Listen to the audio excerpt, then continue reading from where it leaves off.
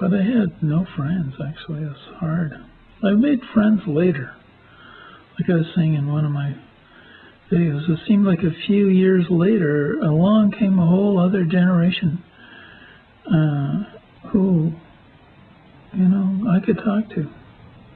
But at the time, boy, oh boy, it was hard. You know, I remember getting fired out of some dishwashing job, which was about the lowest kind of job you could get.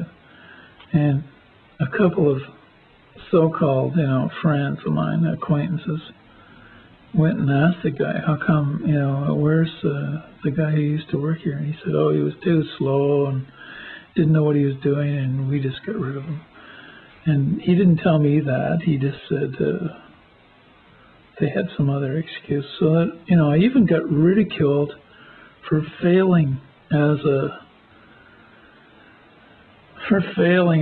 dishwasher. And the parents, you know, were upset. And then friend of the father's friend was starting off his practice as a psychiatrist. So he recommended that I go and see the psychiatrist.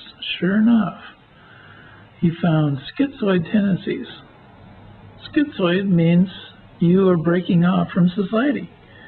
You have broken off from society and you want to go on your own. Yeah, I was, you know, I answered the description.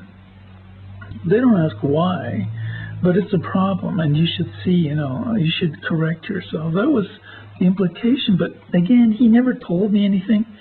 I knew nothing. They started giving me these pills, little blue pills with black writing on it. And the first day I took them, I just went and slept on the couch for hours. And then I started sleeping more, and I just started, you know, just working these horrible jobs, and I was thinking of kind of fog. I just kept taking these pills, and they just shut you down in not a good way.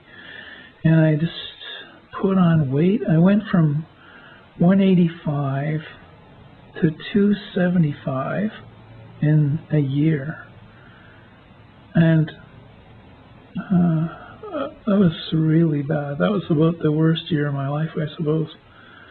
18, 19. And I just stopped taking them. I went off my meds, you know, like, I mean, I'm a big guy. I'm not huge, but I'm 6'2". I've probably shrunk down somewhat since then. I'm getting old. But, you know, I used to be able to, you know, lift up the front of a Volkswagen. Of course, a Volkswagen doesn't have the motor in the front, so it's not so hard, really.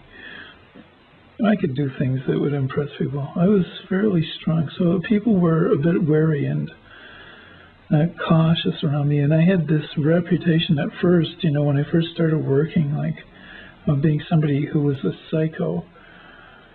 And it took years, not that long, some years to wear that off. They realized, well, they just forgot about it after a while, because I was like a lot smarter than a lot of the people, and I could do a job, you know, I could do anything, really. I was lucky because I started my own store, and, you know, I did my own accounting, I did my own everything. And just through hard work, you know, I just departed from that really bad part of my life.